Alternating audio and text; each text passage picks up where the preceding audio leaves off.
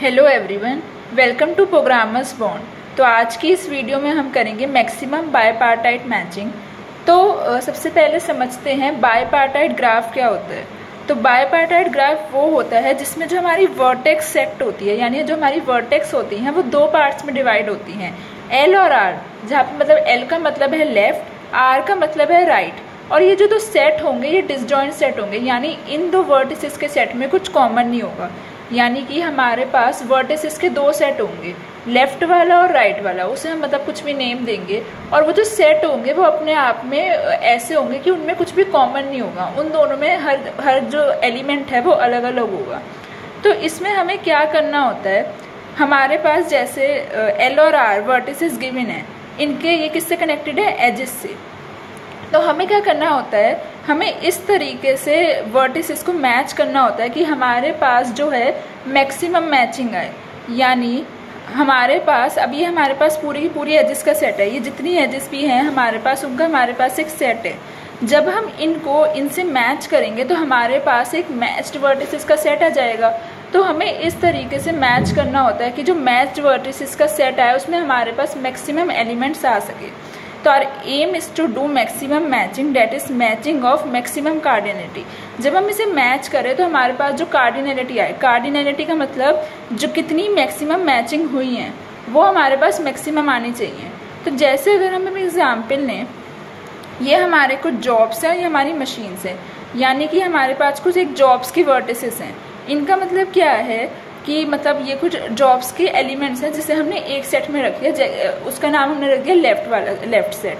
अब मशीन्स हमने एक और सेट ले लिया वर्टिसेस का जिसे हमने रख दिया राइट सेट में। अब हर एक जॉब को कंप्लीट करने के लिए एक एक मशीन चाहिए। तब आप देख सकते हैं कि मतलब ये मतलब जैसे T1 को चाहिए M1, T2 जो अपने लिए M2 भी यूज़ कर सकती है, M3 भी यूज़ कर सकती है, T3 अपने लिए M2, M3, M4 तीनों यूज़ कर सकती है। इसी तरह T4 M3 को यूज़ कर सकती है और T5 M4 को।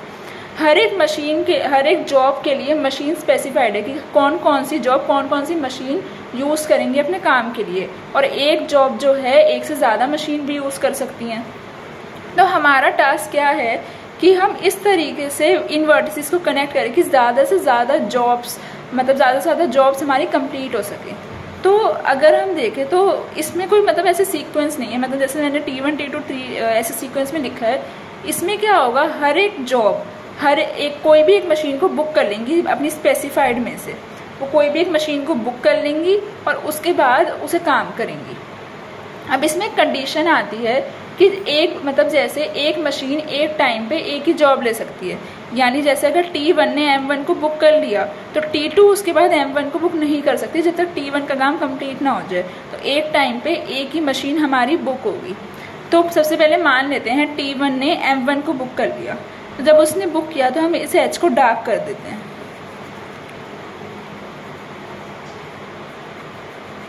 डार्क करने से हमें क्या पता चला कि जो M1 है बुक है हमारी और किससे है, T1 से।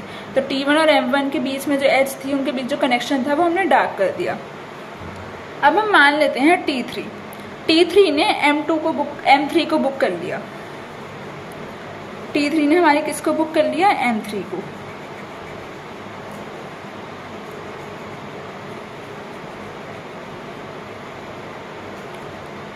अब T2 और T4, अब इसमें मतलब ऐसा है कि मतलब कोई भी मशीन कभी भी बुक कर सकती है। तो जब T2 आया, T2 ना अब M1 को बुक कर सकता है, T2 ना अब M3 को बुक कर सकता है, मतलब क्योंकि दोनों ऑलरेडी बुक हैं। तो ये वाला टास्क तो हमारा होगा ही नहीं।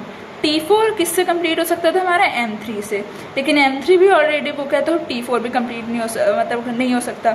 T5 तो सिर्फ M4 है और M4 हमारी खाली है, तो T5 ने M4 को बुक कर लिया।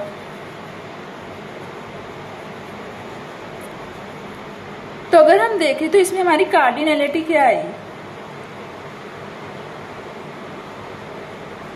कार्डिनलिटी मतलब कितनी मशीन्स हमारी बुक हो चुकी हैं। कितनी बुक हुई हैं, 1, 2, 3, 3 मशीन्स हमारी बुक हो चुकी हैं।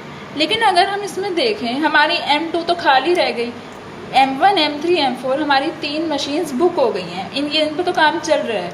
लेकिन हमारी जो M2 मशीन है वो तो खाली रह गई, इसका तो कोई यूज़ नहीं हुआ, जबकि इसका यूज़ हो सकता था। कैसे? अगर T3 हमारी M2 को बुक कर लेती तो T2 किसको बुक कर सकती थी? M3 को। तो यानी कि चारों मशीन्स हमारी यूज़ हो सकती थी, लेकिन जो कि T3 ने हमारी M3 को पहले ही बुक कर लिया, तो अब T2 के पास कोई ऑप्शन ही नहीं बचा और M2 हमारी जो थी वो खाली की खाली रह गई। तो इससे हमारा लॉस हुआ, जो कि हमारे टास्क जो थे, हमारे टास्क कंप्लीट हो सकता था एक और, लेकिन एक गलत बुकिंग की वजह से हमारा जो टास्क है कंप्लीट नहीं हुआ।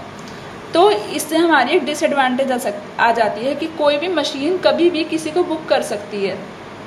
तो इसकी वजह से कोई भी मशीन खाली रह सकती है और हमारा जो जॉब्स हैं वो इनकम्प्लीट रह सकते हैं। तो इसी डिसएडवांटेज को दूर करने के लिए हम क्या करेंगे, इसे तो हमने निकाला है मैक्सिमम बायपार्टाइट मैचिंग।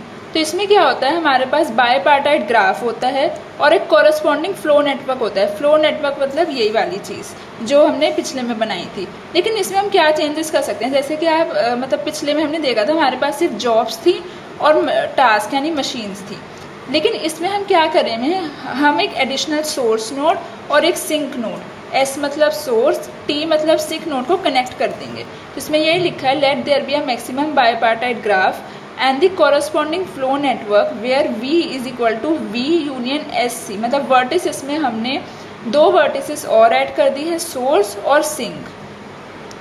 मतलब एग्जिस्टिंग ग्राफ में हमने सोर्स ऐड कर दिया और सिंक ऐड कर दिया है।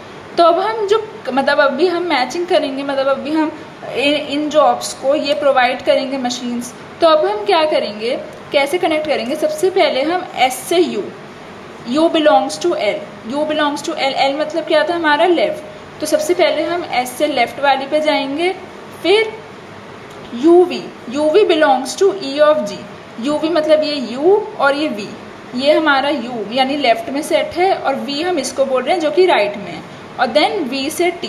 तो सबसे पहले हम सोर्स से इस पे जाएंगे, फिर इससे जो मशीन होगी उस पे जाएंगे और फिर इससे इस पे जाएंगे। तो यही हमने इसमें लिखा है, S से U belongs to L, UV belongs to E of G and VT, जहाँ पे V किसको बिलोंग कर रहा है, राइट वाली वर्टिसेस को। तो इसमें हम कैसे करेंगे, सबसे पहले हम T1 को लेते हैं। सबसे पहले हम जाएंगे T1 से ही। तो अगर हम T1 से जाएं, ऐसे सबसे पहला पाथ कौन सा है, जो हमें सबसे पहला पाथ दिखेगा हम उसी पे जाएंगे। तो ऐसे सबसे पहला पाथ है हमारा T1 M1। तो सबसे पहले हम क्या करेंगे, M1 को बुक कर लेंगे और फिर M1 से T। फिर दूसरा पाथ हमारा कौन सा है, S से T2। तो हम S से T2 पे जाएंगे। अब T2 M1 पे भी जा सकता है और M3 पे भी जा सकता है, लेकिन M1 तो हमारी ऑलरेडी बुक है और एक मशीन जो ऑलरेडी बुक है उसे हम वापस से ले तो सकते नहीं है अपने काम के लिए। तो अब T2 से कहाँ जाएंगे हम, M3। और M3 से T। अब हम आते हैं S से T3, जो हमारा तीसरा पाथ है। हम लाइन बाय लाइन जाएंगे, जो पाथ पहले जा रहा है हम उस पर पहले जाएंगे। जैसे पहले S से T1 हमारा सबसे पहला पाथ है तो हम इसी को चूज करेंगे। फिर S से T2 हमारा दूसरा पाथ है तो हम इसी को चूज करेंगे। हम पहले इस पे नहीं आएंगे, हम पहले इस पे जाएंगे, T3। हम T3 पे आते हैं तो T3 के पास 3 ऑप्शन है, M2, M3, M4। लेकिन M3 तो ऑलरेडी बुक है, अब T3 से बुक नहीं कर सकता क्योंकि T2 ने से ऑलरेडी बुक कर लिया है। अब T3 M2 को बुक कर सकते हैं, M4 को बुक कर सकते हैं, लेकिन सबसे पहला पाथ कौन सा है हमारा, M2 वाला। तो हम जाएंगे M2 पे।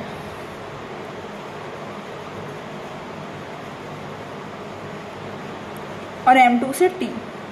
अब T4, अगर हम अब T4 पे जाएं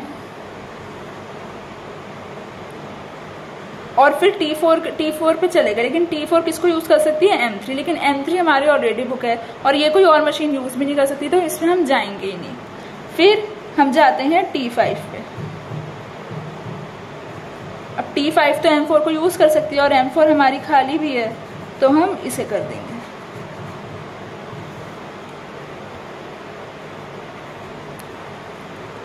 तो इस तरीके से हमारी सारी मशीन्स यूज हो गई। पिछले में क्या था, जब हमने जैसे कि हमने पिछले में किया था तो इसमें हमारी सारी मशीन्स यूज भी नहीं हुई थी और हमारे जो 2 टास्क थे वो इनकम्प्लीट रह गए थे। लेकिन इसमें हमारा क्या हुआ, हमारी सारी की सारी मशीन्स यूज़ हो गई और एक टास्क जो है इनकम्प्लीट रह गया।